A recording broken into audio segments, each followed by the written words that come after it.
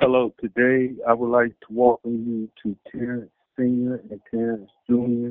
One Mic Podcast. It is our hope and intention that the listeners will find our podcast to be authentic and will be the example of how iron sharpens iron and one man sharpens another by creating a relationship with our men and women listeners based on the realness of our conversation.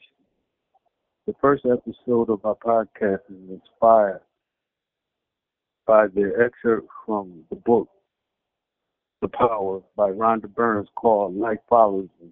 I will now read the Life Follows You excerpt to our listeners.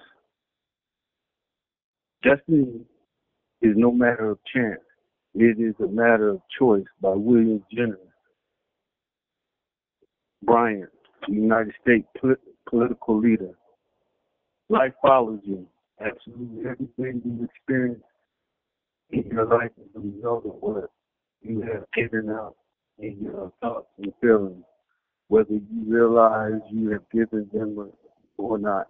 Life is not happening to you. Life is following you. Your destiny is in your hands. Whatever you think, whatever you feel, will decide your life.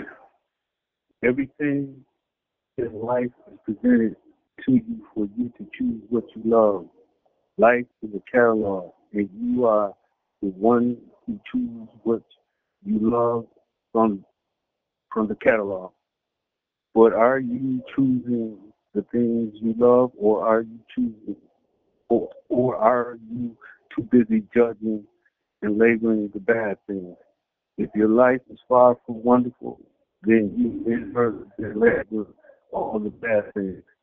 You've allowed the things you think are bad to distract you from the purpose of your life because the purpose of your life is love. The purpose of your life is joy. The purpose of your life is to choose the things you love and turn away from the things you don't love so you don't choose them. This this excerpt to me is real food for one's own mental thought, where one is in search for the hidden justice which regulates their life. We have to come out of our cocoons to unlock the purpose of one's life by choosing the things we love and turning away from the things we don't love so we don't choose them. I would like to have a conversation with my oldest son about me, his father going to prison when he was 4 going on 5 years old and how it affected him growing up. This conversation between me and my son will challenge our listeners to reflect back upon their own memories and lives in search of the hidden justice which once regulated their lives or still is. Let's start off by introducing ourselves to the listener. I'm Terrence Sinclair, and I move off of logic because I search for the cause of things and not merely the effects.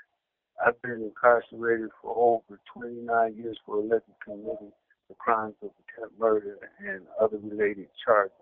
By doing this podcast, me and my son are striving to rise above and to extend ourselves beyond our present situation to show that we are builders of our legacy, not destroyers. Terrence, Terrence Stewart, please can you introduce yourself to our listeners and then tell listeners something about yourself? Uh, It's about myself. I would say I'm a more so like a stand up person, kind of look out for everybody, honest. I move off of, what's right and what's wrong for most part. I stay to myself. It's kind of one of the things that I, work on. this is a list of questions that I have for my son. My first question to you is this. If you are creating the story of your life, what story are you telling about yourself? Of your earliest memories about me as your father before I went to prison in 1996, and then how it affected you over the last 29 years. So my earliest memories of you, I do remember like riding around in your truck. I remember riding around in your cars. I do remember you taking me to and from daycare. And that's just early as 3 years old. That's just as far as I can remember. You know, but I do remember, my brother Julian being around him, always being around. I remember, you know, Ree. I remember Gina. I remember Mika. All of them. Um, how has it affected me over the last 29 years? I just personally feel like I don't know. I just feel like certain experiences I was, robbed of more so. Like shit, going fishing with pops, going being able to learn how to drive, taking me to and from football games and shit like that. I just, I see be on the sideline, see niggas with their pops and be like, damn, wish pops was here, but I know his situation, but it ain't nothing I could do about it. And I apologize for that, depriving you of those experiences. Yeah, I accept your apology, man. It's been a long time Hmm. though. We stayed in contact. One thing we always do is stay in contact. Even from jumping state to state early on as a kid, from Florida to Missouri to back to New York or from New York back to Florida, etc. State to state, even with me being in Texas, you found a way to get in contact with me. So No, that's I my duty. commend that part.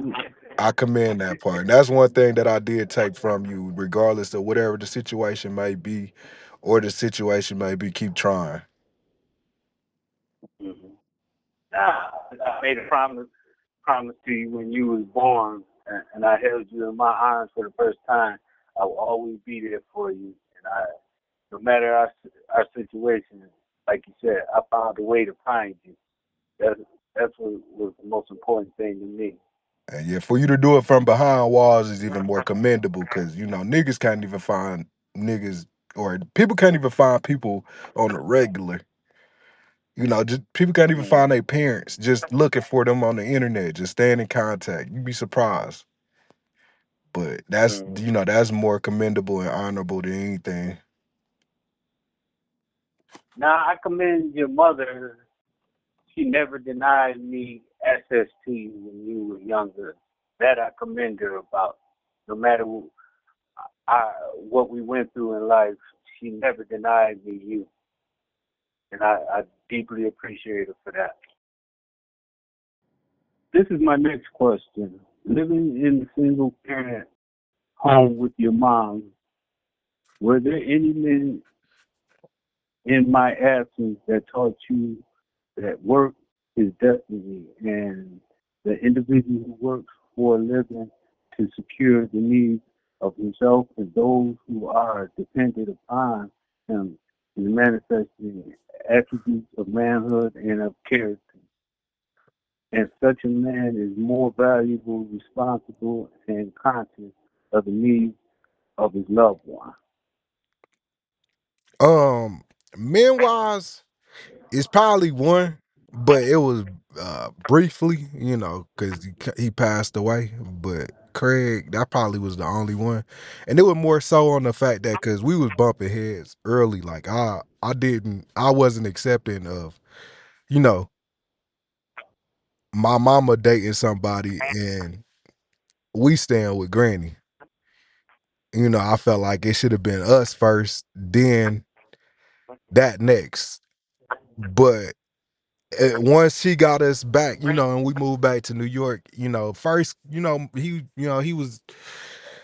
was alive what 2 months for after 2 3 months after we moved there. So we got there first month and a half, we was bumping heads. He pulled me to the side and had a conversation, was like, I'm not trying to be your dad. I just, I'm here.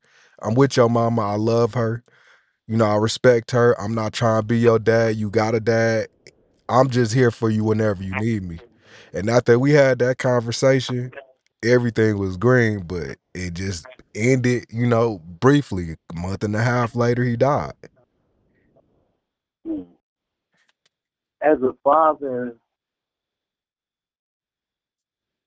I want to thank him for trying with you because most men only only worry about the woman what they could get out of him, but he was trying to be a stand-up dude from what you tell me.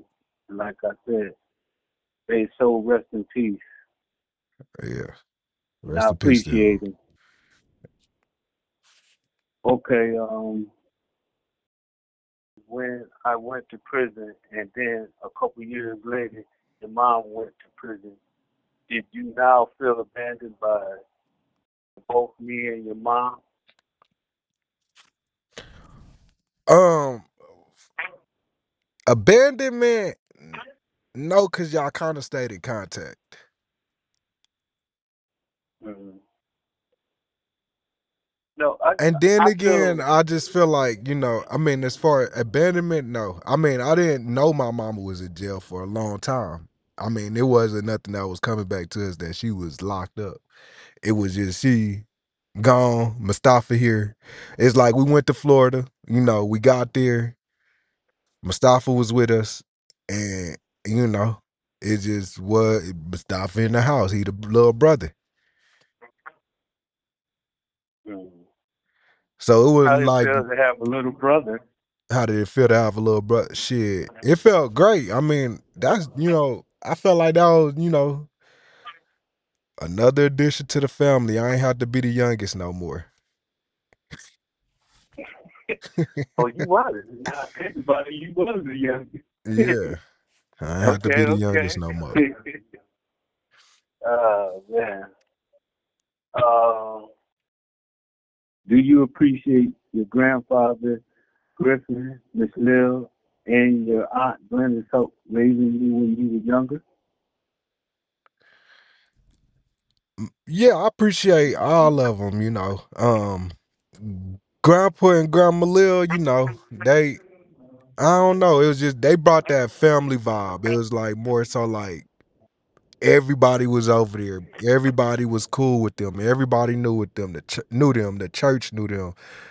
You go outside, the regular people know them, and it just was like everybody. You know what I'm saying? Loved her and Grandpa, and it was just good energy. Nobody never came with negative energy around them, and if it was, then you know it kind of got deaded quick. I appreciated them. I feel like my granddad, he the one that taught me how to fish for sure. He, for the most part, I feel like he taught me a lot of stuff as far as just how to handle kids.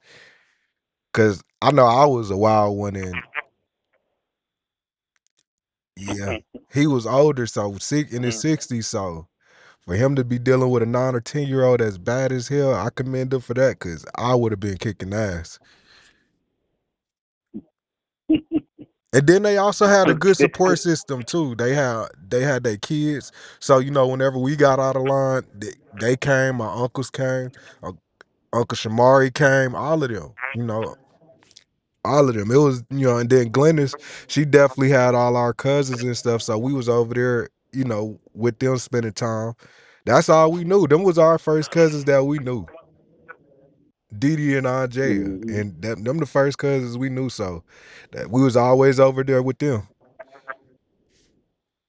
But what do I take Okay. from it? I mean, it just brought family vibes, what they supposed to be doing when somebody fucking up.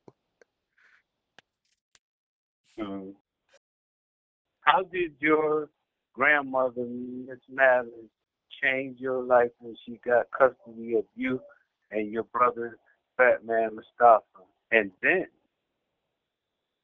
second part of the question, what do you love and appreciate the most about your grandmother, Miss Madeline, Fat Man, and Mustafa? So my granny Madeline, what I appreciate about her, she what did she bring? I felt like she brought stability because once we got her, it was like we got a home, we good, we got food, we got family around, etc. Then she also brought, more so that enforcer role because she ain't tolerate nothing. And if we were bad, we got our ass whooped. We was held accountable for our actions, for the most part. My brothers, what I appreciate about them, shit, they kind of helped me mold me to who I am. I kind of learned from both of them, good and bad. My older brother, I felt like Fats, he was the first person I kind of looked up to. He was older. When it came to the girls, he had the girls. He was dressing fly, etc. He was the first nigga I knew. That was the first person I knew. I felt like and back to my earliest memories, first person I knew, the first person I really looked up to. Now Mustafa, that's my little brother. What I take from him, I mean, he's smart as shit. He kind of got that little I don't care attitude to him. He really don't care. And then he just him. He don't care. And you can't do nothing but respect it. I like him because he got that that fly guy aura about him. He's smooth. I like that picture you sent me of him. I don't know where y'all was at. Was that Kansas City that Yeah, you that was him. He that you had took on that he had picture? on the coat. That was in Kansas City. That wasn't just any coat. That was that player coat. Yeah, that definitely was. He was like he's on top of the world type shit. You got, but Probably was I feeling always like like it too. yeah, I never met him. I hope to meet him. You know. Yeah, that's little brother, Hope- man. He probably one of the realest niggas I know. Unfortunately, and that's my little brother. Cause that nigga don't care. He ain't gonna kiss my ass regardless of whatever it is. He don't kiss my ass for nothing. He gonna say what he say and don't care. And I only want them type of people around me. Them the type of people I like around me. I don't, people think I take shit offensive, but no, if you honest and you and I respect you, can't do nothing but respect. Mhm.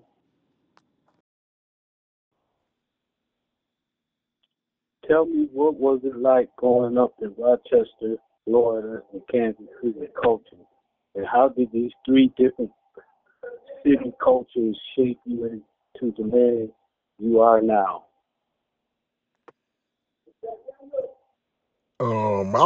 I would say growing up in Rochester, it was more so I don't know, it was more rough. I felt like that was the roughest stretch of life. I felt like. Why? Because we was stable in home, but just as far as just what we needed as a kid, I feel like we didn't get to be successful and strive and be productive in life. We didn't get. Now support system was there, but at home it just wasn't the best place. And that's not to say all the time, but it was a hectic household for the most part after Craig died. But Florida, I felt like that was probably like the happiest we was as kids because we was around nothing but family, and that's all we knew was family, and that was it. Literally, family, family. That's all we had, and we kicked it. We was with each other every weekend. Old school family vibes. That everybody at that granny house on the weekend. In Kansas City, I feel like that's just kind of what made me. Because I feel like I went through experiences there, just a bunch of experiences, good, bad, you know, it is what it is. I just feel like that's just kind of what grew me up, or what raised me. Kansas City raised me. I say this all the time. Rochester birthed me. in Kansas City raised me. It just kind of what I know now is mainly from near friends, family, even people that ain't family. Because when we moved there, it was just only one cousin, and that's all we knew. There was just a bunch of strangers. We just had to figure our way.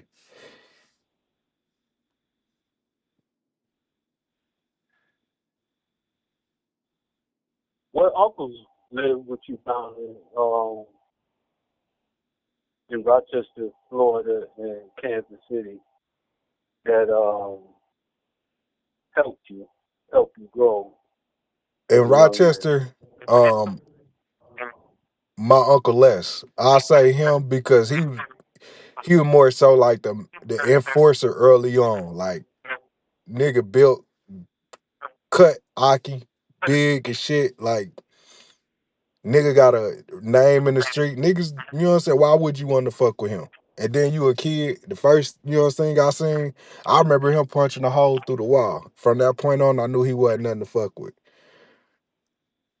My but he a good dude. Like even now, if we used to call each other, he nothing but good energy and good vibes. In Florida, Uncle June and Uncle Les. Uncle June was more the cool uncle, you know what I'm saying? The one that let you get away with anything, don't whoop you. You know what I'm saying? The, he was a dad, you know what I'm saying? And I admired that about him. My Uncle Lou, you know what I'm saying? He was more so like the enforcer as well, but he was in a different state. That's my granny youngest son. Um I felt like he taught me a lot just as far as in life in general, certain situations to handle as far as business wise. But I love them, you know what I'm saying? They all got their own little,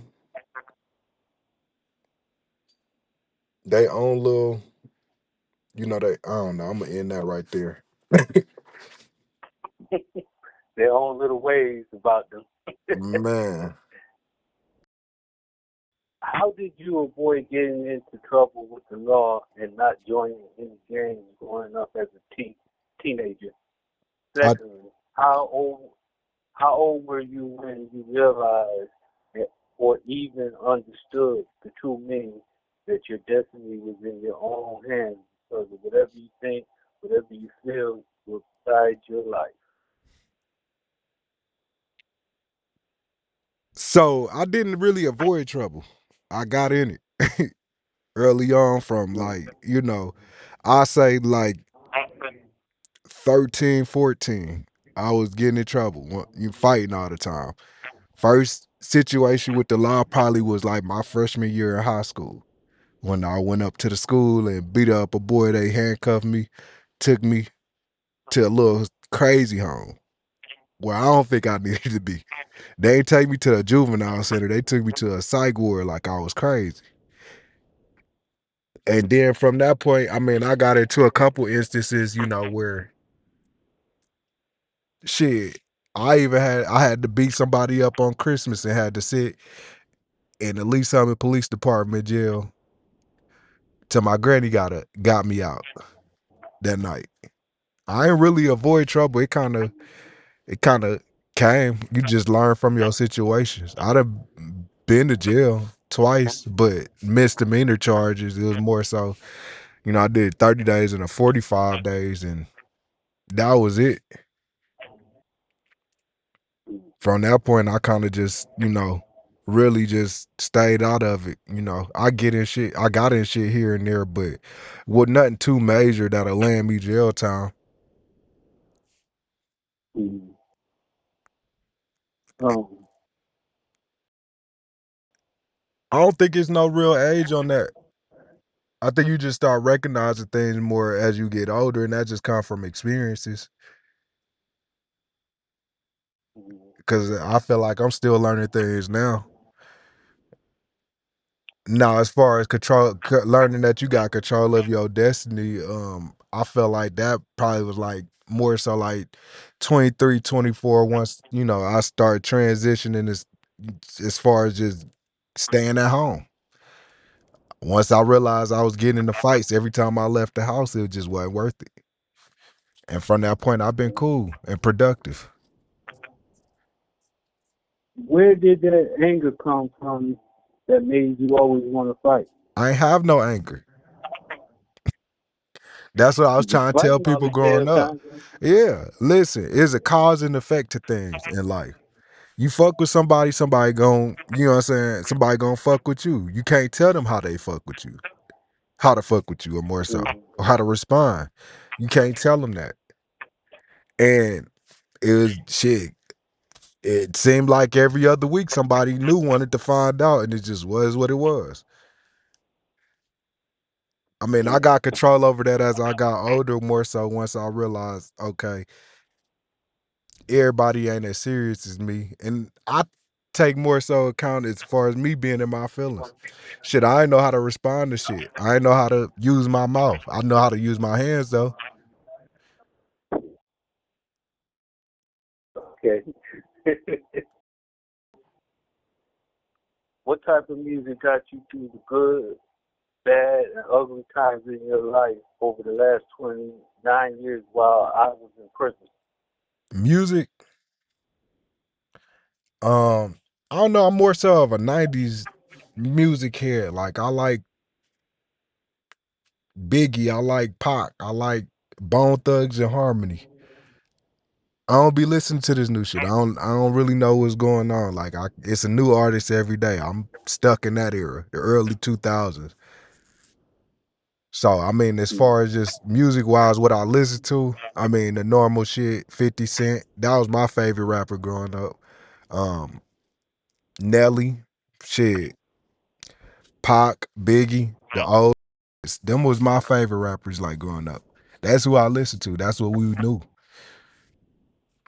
But the mm, type of music I like to listen to, I like R&B, I like soul, I like shit that slowed down, good energy, make you want to clean up or something.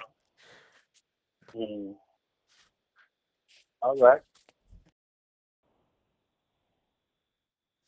Now that you, now that you're a father of a daughter and son, how have they changed your life for the better? And in your eyes, how have me and your mom replaced being grandparents? All right, so it's how they changed my life as far as being a parent. They taught me patience, mainly patience. That's the main thing, and then how they bettered it. They just kept me in the house. They kept me in the house. They kind of give me more so a reason to, get up and go to work every day. Some days I don't feel like going to work. They kind of gave me motivation to do more or want to do more. And as far as grandparents, y'all, I feel like it's still coming as far as you, because it's more so over the phone. And with Terrielle, you could tell it. I mean, you give her advice, you talk to her. That's all I can ask y'all to do, is be there for them and get them the advice that they need to hear, just or learn from a different perspective outside of daddy. Mm. I what was that? I like that when I gave you the 21 indispensable qualities of a leadership. So let me rephrase that: 21 indispensable qualities of a leader to Terry Hill, because I know I want her to be a leader, not a follower. And I know she lives in another state. I want her to know when she's not around you, I want her to always remember the things that you teach her, so she can be that leader that you know she's capable of being. Plus, she a Virgo, so I'm biased in terms of her being this Virgo. She, I know, I always tell you, I know how she thinking, and you know, because when we Virgos, when they're young, they be mainly in their head all the time, and I want her to always feel comfortable to talk to you, and I already see that, and I'm a proud I'm proud of you because I see how you talk to her and how she is happy when she arrives. So, as a grandfather, that makes me happy. That's And as good. far as Kai, I see how patient you are in him, and I love that. I love that. I love that. Yeah, I don't know how to explain. I just love you got a boy and you showing patience with him because we, as young men growing up, to a certain extent, we didn't have men that was patient with us. They just do as I say, not as I do. You know what? If I'm following behind what I see you do, but then you tell me to do something else, you're contradicting yourself. You know, so but with like I see you with Kai, I know you really, really love him. I know you really, really love Terry L. So I'm proud of you when it comes to that. Yes, sir. Them my babies. Okay, I hear you. Okay. Rapper Ice T dropped the jewel about having a relationship with a woman, and I would like to see if you agree with him. Do you believe when a woman meets the right man, it's the right time, and when a man hits the right time in his life, he'll be ready for the right woman? Yeah, timing is everything. I say that because maturity level, financially wise, mentality wise, just might not be the same at the same time. I felt like she could have met me a couple years ago, or somebody could have met me a couple years ago, and just it wouldn't have been it for them. Versus, my girl Mm. now,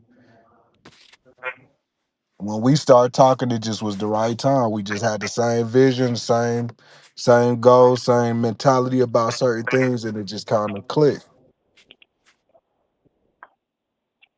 Mm. I said, how has your past relationship with the woman teach you how to treat them with respect and not become the helpless victim of a woman's poisonous emotions?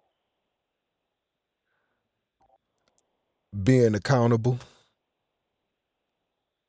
that just fall under the tree of accountability and correcting your behaviors and fixing them, or you either gonna keep doing the same thing. And the definition of insanity is doing the same thing expecting a different result. It all falls on accountability because we all know right from wrong. Mm-hmm.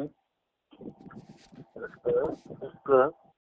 When reflecting back on your own personal life catalog, it contains many things you love and don't love. Can you share with the listeners how you find balance in your family, friendship, love affairs slash relationship, and fatherhood so they all can be built on a firm foundation?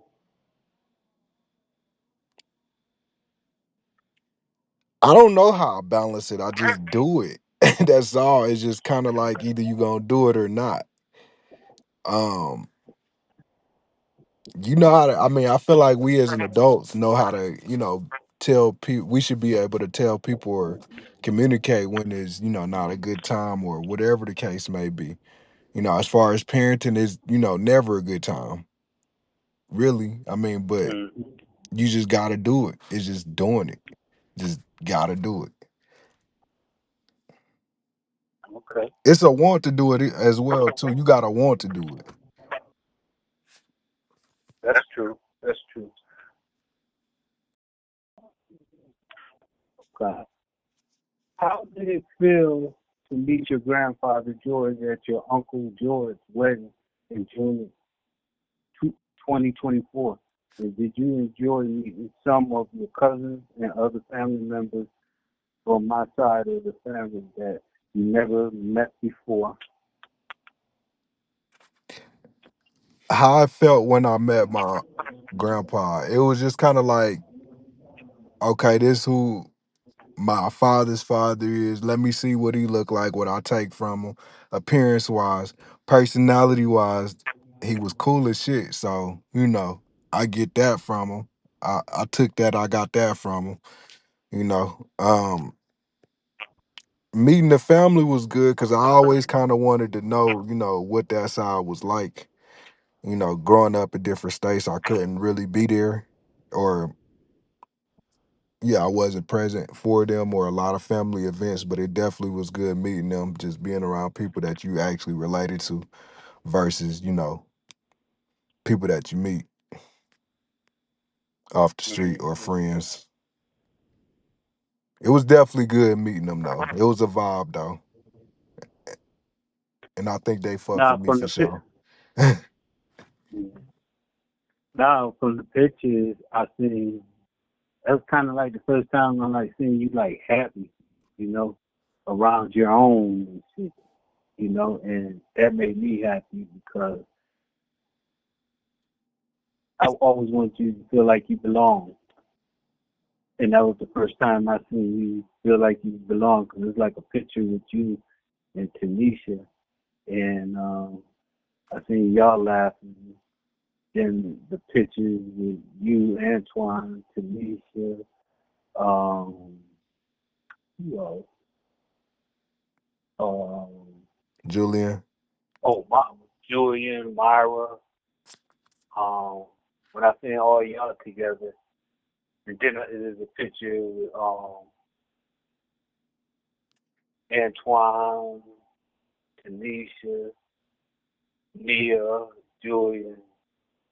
That was like all the first cousins together. Yeah, That it kind of felt like good I seeing them could, too, because I hadn't seen them since I was like 9 or 10 years old. And Julian, that was my yeah. brother.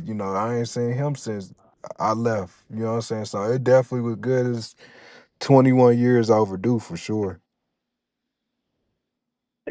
That long? Yeah. Oh man. My last question. You know that you, Nia, Julian, and my 8 grandchildren are my real legacy to this world. What does that mean to you? What does legacy mean to me? It means everything that you work for, everything that you put into life, and just a representation of you in general. Rather it's image wise, personality wise, mentality wise, just it's everything for real, for real. And I feel like Mm. everybody gotta leave one. What was your feeling that you remember when the first time you met Nia?